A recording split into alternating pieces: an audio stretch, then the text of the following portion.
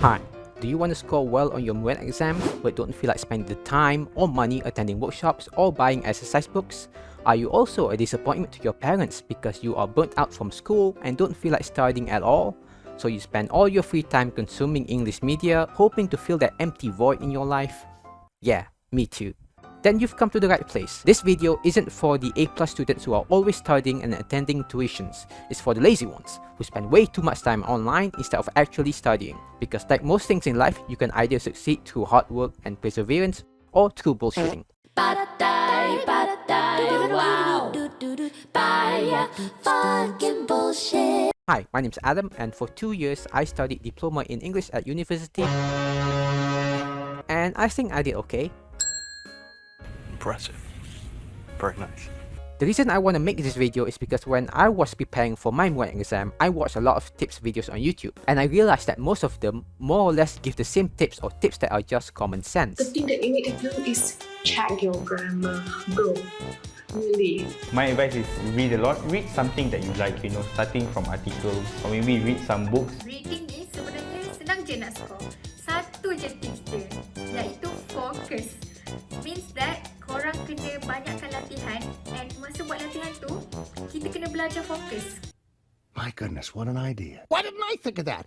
I realized that most of the skills I learned during uni could help me during MUET, and it did, for the most part. Now the main problem area is up here. All of this going on up here is what's causing me the most physical discomfort. It's like a visceral reaction of discontent coming from this area. This area is not good either. I hate this, but I'm mainly worried about this. I didn't focus much on writing and speaking because I'm a dumbass. I didn't really have a game plan going into those papers, but I do now, because I don't want you guys to make the same mistakes that I did. I will be going through the papers which I personally think is the hardest and finish off with the easiest, which is writing, speaking, reading, and listening. Now, enough wasting your time, because let's be honest, you're probably watching this video the night before your exam. How the hell does he know these things? First, writing paper. The Dark Souls boss of exams, because no matter how much you prepare for it, you will immediately panic and forget all of your preparations and try to brute force your way through it.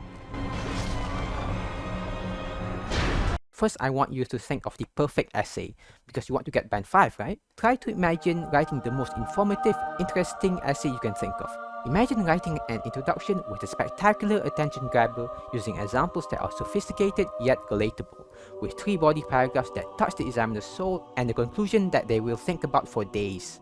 I want you to imagine writing that essay and chuck it out the window, because you're not going to have enough time to outline and write that essay. You only have 1 hour 15 minutes. What I will be talking about is how to write a topic you know absolutely jack shit about and did not prepare for. You can read dozens of essays ranging from health, finance, and the pandemic, and I guarantee you that the topic you're given will have nothing to do with what you've studied. Before writing any essay, you have to prepare an outline.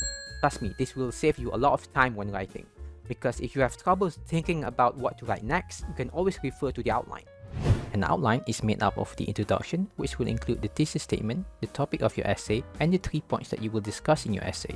The body, which is 3 paragraphs with 3 points each.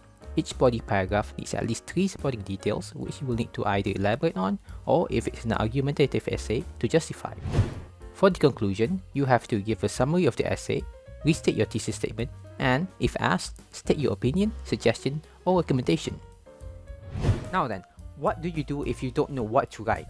Tip: relate the topic or statement to your interests and hobbies, meaning give examples of what you know and relate it to the topic you're given. Here's an example. Say the paper says the COVID-19 pandemic has caused tremendous burden on the world economy. Write about how it affected businesses and how they recovered from the pandemic. Do not waste time panicking trying to think of what you don't know. Write of something you do know. Say you are someone that likes to watch Marvel movies, K-drama, and TV shows showcasing teenage mental health. You know, the average Twitter user. The body paragraph will look something like this. One sector that has gravely been affected by the COVID-19 pandemic is the leisure and entertainment sector. The complete shutdown of cinemas has caused movie studios to release their content digitally on streaming platforms. One example being Disney, who premiered their entire 2020 film releases such as Black Widow, Jungle Cruise, and Cruella on the Disney Plus streaming service. This allowed them to recoup production costs through streaming fees. It also provides entertainment to those who are not able to leave their homes. allowing households to spend quality time with their loved ones during these uncertain times. I almost vomited in my mouth coming up with that last sentence, but the boomers who mock these papers eat that cheesy shit up. They love generic idealistic values.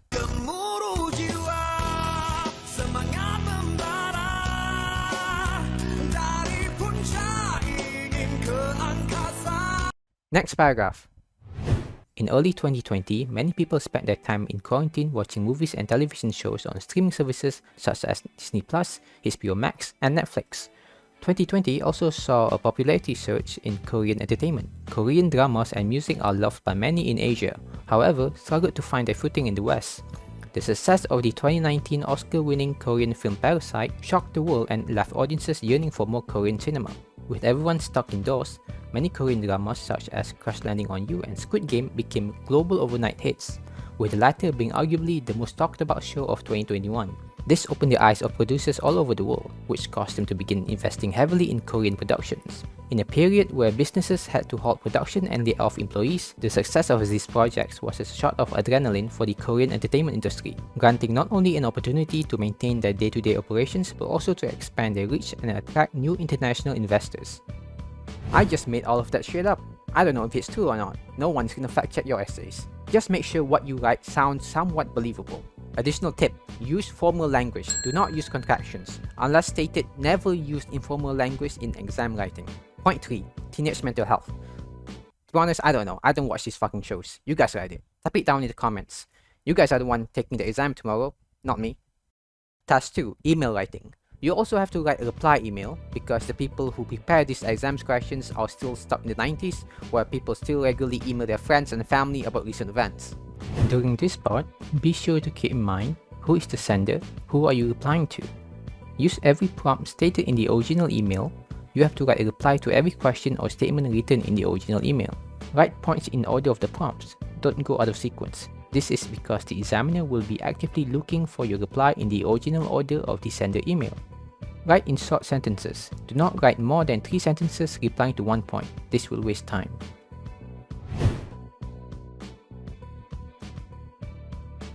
Also, when signing off on the email, do not write your actual name. Use the name stated in the question. A lot of people would finish writing, write sincerely, their own name. Use the name of the recipient stated in the question or else you lose marks. Speaking. One of my weaknesses is that I sometimes have trouble translating my thoughts into words. Like, the idea is crystal clear in my head, but when I try to explain it verbally, I stumble on my words. Hence, just like for writing, I advise you to create a rough outline or a mind map to help you organize your thoughts. When you open the paper, you only have 2 minutes to prepare, so I suggest using 1 minute to come up with as many ideas as you can relating to the statement you are given, and the other minute choosing only 2 or 3 points that you want to talk about. Do not try to speak too fast. Pace yourself. You're taking a speaking test, not in a rap battle. Focus on delivering your points in a way that is clear and coherent. It doesn't matter how many points you can talk about, if the examiner doesn't understand you, you get no marks. Tip: do not use I think when stating your opinion. Instead, use I believe, in my personal opinion, or from my point of view. For instance, I believe that abortion should be legal. In my personal opinion, the voting age should be lowered to 18 years old. Fuck you! Or from my point of view, the Jedi are evil. Another tip I have is to use hand gestures. Have you ever watched a TED Talk and see that all of the speakers are waving their hands around? That's because it helps them convey their points to their audience better. Also, personally, I find moving my hands around helps me organize my thoughts. Cut with your fingers when you are mentioning the 3 points in your introduction, like there are 3 aspects of having a healthy lifestyle: diet, exercise, and sleep. Move your hand outward if you are trying to elaborate, like teenagers require 8 to 10 hours of sleep. Adults, on the other hand, only need 7 hours of sleep. You don't get extra marks, but it does help you be a more confident speaker. But don't over-gesture like you're fucking Charlie D'Amelio talking about nonsense. Right, thank you, Candidate A. Candidate B, talk about the importance of exercise. Right. Hey guys, it's Charlie and I'm super excited to be sharing with you my first ever YouTube video on my YouTube channel. For group discussions, if you have no idea what to talk about, just add on to the other candidates' points and further elaborate what they just said. Let's say your group gets a topic of recycling and environmental activities. One of the candidates talked about the dangers of plastic bottles. What you can do is elaborate on it and add points related to that topic that the candidate didn't cover. For example, I agree with candidate B about their point of plastic bottles, as petroleum is such a valuable resource nowadays. I would like to add blah blah blah blah blah. The way I think of it is like this. You know how a lot of pop songs have featured rappers that do a few verses to add extra personality to the song? It's kind of like that. You are using other people's points and topics to help you deliver your own ideas. Everyone gets the same prompts. Your goal is to say it in your own voice and bring value to the conversation. But don't just repeat the same things that the other person said. Say something that has value. Bring something to the table. Don't be the DJ Khaled of your speaking test. This virus will cause very serious problems. What do you all think? DJ Khaled. For your reading paper, you have to read 6 different texts of varying length and proficiency levels. Now, I don't know about you guys, but if I see a paragraph that's longer than 280 characters, I immediately lose interest. There are many formats. There are essays, articles, letters, and even novel passages. One moment you'll be reading an advertisement for a tourism company, and the next you are pulling your hair out trying to understand a passage from a novel that you never heard of. Now, the text they give are pretty long. Some are 1 full page, some are almost 2 pages. If you take your time and read all of them carefully, you're not going to have enough time to finish the paper. So what you should do is utilize 2 speed reading techniques, skimming and scanning. Skimming is when you quickly read a piece of text to get the general idea, meaning you might not understand the minor details, but you will get the gist of the text. Skimming also helps you identify the main idea of the paragraph. Here are some questions from the MUET Session 2 paper that I took last year. On your own, quickly read this passage. Do not stop. If there's a word you do not understand, skip it. Remember, the goal is to save time and identify the general idea of the paragraph, not the minor details. That's for later. Okay, so after quickly skimming through the passage, you might understand it as something like this. Paragraph 1 is about a journalist named Mr. Biswas that recently passed away. He stayed at a hospital and he worked for a newspaper company. That's the main idea. You might have not picked up how he died or the name of the hospital and the company he worked for, but that's not important right now. You only want the main idea. Paragraph 2 talks about his family and his financial background. It talks about his wife, his children, and that he has a loan from the bank. What were the names of his wife and children? How much money exactly did he have and owe to the bank? Doesn't matter right now. What's important is that you know that paragraph 2 talks about his family and money. The second technique is called scanning. Scanning is when you read a piece of text specifically to find particular details and keywords such as dates, numbers, and phrases, meaning you are only searching for a word or phrase that was asked in the question. Ignoring the other sentences, scanning is best used after reading the questions. Let's try an exercise. Look at this question. It asks, what is the Trinidad Sentinel? Is it a company, hospital, or house? While skimming, your brain will remember that paragraph 1 talks about the hospital, so you will reread that paragraph and scan for the Trinidad Sentinel. Once you find it, carefully read the sentence to find the answer. The answer is A, the newspaper company he used to work for. Look at this question. The answer mentions his wife and children. Which paragraph talks about both his wife and children? Paragraph 2. So now all you have to do is scan for the sentence that explains why no one was able to help Mr. Biswas. It's the last sentence, so the answer is A. Fill in the blank section. This section is the hardest part of the reading paper because you don't only need good reading comprehension skills, you need to know how to structure cohesive sentences. One way to ace this section is to identify sentence patterns. Identify whether the answers are definitions, compare contrast, or cause and effect sentences. By identifying which cohesive devices and patterns used, you can see if the answer is suitable. I see. Actually, I don't follow. Alright, let's do an exercise together. Again, it's from the MUET Session 2 paper that I took last year. First, what I did was, I look at the answers. I don't read the text yet. I read the answer options and I identify the cohesive devices and patterns used. Let's take a look. But it is scanning its speakers quickly. The keyword used is but, so it's a contrasting sentence, meaning this will go right after a sentence that talks about the opposite of this sentence. French, however, has a demographic advantage. Again, this is a contrasting sentence. The keyword is however, meaning this answer will be in the paragraph that compares French to another language or about another language having a disadvantage. Some skeptics think the predictions are overstated. This sentence talks about the effects of a prediction, meaning this will go right after a sentence that explains the cause or what the prediction mentioned is. By the middle of this century, up to 500 million people could be speaking French. It sounds like it could either be a cause or effect sentence, so the sentence before or after this answer will talk about the cause or outcome as to how or why 500 million people could be speaking French in the future. Even in Algeria, a country in Africa, only a third of the population can write in French. This is a bit tricky because it explains how many Algerians speak French, so it could be a definition sentence, It could also be a contrast sentence because it's said even in Algeria, meaning it is comparing Algeria to other French-speaking countries. Don't worry if you aren't sure if they are definition, cause, or fact sentences. They'll be clear after reading the text. Meanwhile, China and many English-speaking countries are likely to experience a demographic slowdown. The discourse marker used is meanwhile, so it's a compare-contrast sentence. Meanwhile, China and many English-speaking countries, so it must be after a sentence that talks about non-English-speaking countries. So while French is on the rise, it may be a while before it can challenge the hegemony of English or the growing appeal of Mandarin Chinese. This is an effect sentence. The key phrase here is, so while French is on the rise. So you can deduce that the sentence before this may be talking about the causes or reasons why French is gaining popularity.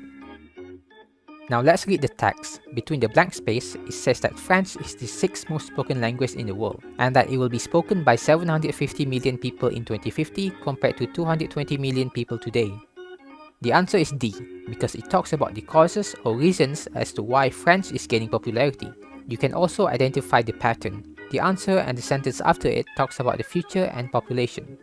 Next question talks about the popularity of Mandarin, and then shifts the topic to how the French language is growing, so we can infer that it is comparing Mandarin to French. Therefore, the answer must be a compare-contrast sentence. The answer is B because it is compare-contrast sentence and because the keyword demographic advantages is related to growing populations. Do you see the patterns?